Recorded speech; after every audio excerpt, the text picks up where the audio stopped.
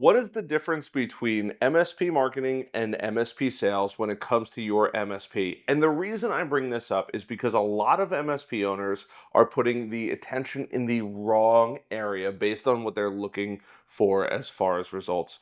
How are you doing? My name is Harrison Barron from growth-generators.com. We help MSPs grow, whether that's sales training, marketing training, or even some business operations. Before I get into today's video, I do want to mention just one quick thing, especially if you're struggling with sales and marketing for your MSP. There is a link below to our new masterclass. I would highly recommend checking it out. I have put a ton of work into it. It is a 3-part series. It is loaded with value. I promise you're going to absolutely love it. Things I've never shared on YouTube before are in that video. So go check those out. They are down in the link below.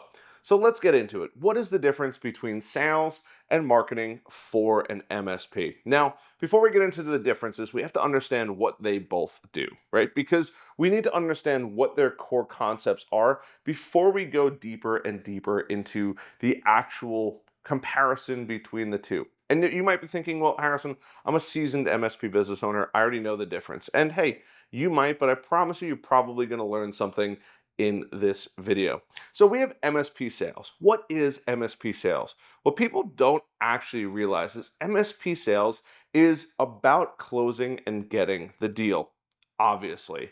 But truly, what does that actual process look like, right? We have to have a sales qualified lead, a booked appointment, a discovery day, proposal building, and proposal delivery, all in your MSP sales process. It's actually really important to have those because without those, you can't really get a sale. Yes, you could close them over Zoom or something of that nature, but you going through that process is actually building up the sale. You see, when a customer wants to do business with you, they have to figure out a bunch of different information, right? Your goal in that MSP sale is to figure out if you are a good fit for them and if they are a good fit for you. It is very much a two-way street when it comes to MSP sales. It is not a one-way, well, I want to do business with you, give me all your money. It'd be nice, but that's not the case. You see, in MSP sales, or just as an MSP, we're in a partnership. We have to make sure that we are providing a fantastic service for our ideal customer, but also on the flip side of things, we understand that they could rely on us for tech upgrades, for help, being a trusted advisor, and so many other areas. So many MSPs are so hungry to look for that next instant gratification deal. And while I do agree with that, it's usually not the best case scenario because you're not focusing on the actual sale. That sale and those 5 stages I just listed off is we have to identify who is a potentially really good lead. Do they have the time, the energy, the money, right, to go through and become one of our customers? Are they willing to book an appointment with us? Do they show up or allow us to show up for a discovery day? Going through a discovery day takes a tremendous amount of time and energy from both you and the prospect. You're going to spend an hour plus there going through every little aspect of the business, from identifying maybe hidden computers that could be laying around to going through and making sure that they're just doing the right thing for their own business and making sure that, hey, this is something that we want, but also seeing if they truly have a need. Now, you might walk in initially and say, I want this customer. They have 50 seats, but do they actually have a need? Do they have a need enough to make a decision to migrate away from their existing provider, their internal team, or building in a co-managed situation? These are all things that you're going to figure out during that discovery day. After that, you're going to go back, build that proposal, and hopefully hand deliver that proposal to them. And the reason that's the sales process is because you already have or have identified sales qualified leads, and you're only bringing them through to that actual sale. Whereas now, if we actually go and talk about marketing, we have a whole variety of different areas where we can spend a ton of attention on marketing. Those areas can go from funnels to the website to ads and truly so much more when it comes to building out an entire marketing strategy. But marketing has a bit of a two-faced coin. You have the brand awareness And then you actually have lead generation. And they both do something very, very different, right? Maybe your goal is to just build that rapport with your existing customers and just be found. Have a household name. Have something that people are listening to on a regular basis or seeing on a regular basis. Think about it, right? We all have a phone and we're all scrolling through Facebook. We may very well find or see brands, businesses that are constantly advertising to us. Think about it. Maybe even you watch TV, you scroll through and you see local businesses advertising on there. And some businesses that you know are always going to be there. McDonald's, Burger King, Taco Bell, the list goes on and on. And those are some of the most common ones that you see. Those can consistently grow. They're not doing it. Yes, they obviously want the sale, but they know that you might not be primed and ready for a sale. They want you to just know about their brand and constantly be thinking about it. So marketing has a couple different silos that it can go down. One is that going to be that brand awareness where you want to be known about that. And the more brand awareness you do can help push through more leads and then ultimately more sales. And it's also really good to help reinforce existing sales that you might have coming. The second part of that is lead generation, right? Building through and building a marketing funnel that people can actually go down. You want to have the knowing that you're there, but also that funnel that people can go through and actually follow to get the results that they're truly looking for. This is important because now you're bringing them through maybe an ad, maybe a SEO blog article, something of that nature, where they're going in from an online source to your website, to your landing page, to your blog.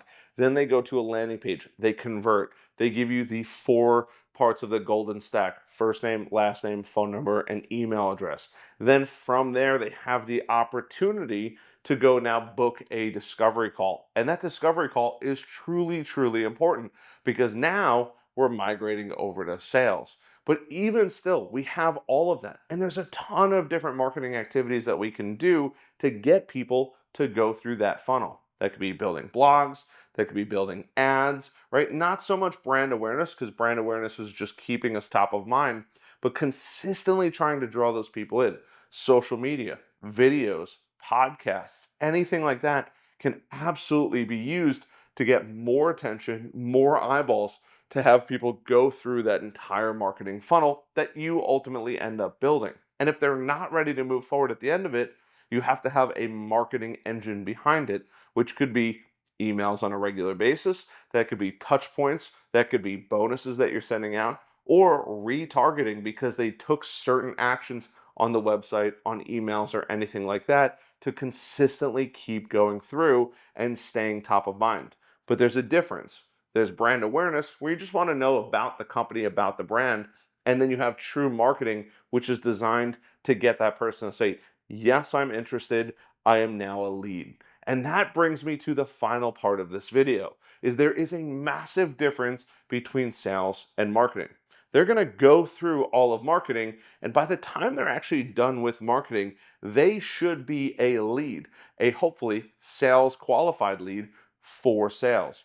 Most people believe that sales and marketing are on two separate spectrums, and I almost agree, but there is a difference, but there's a beautiful thing in between that happens.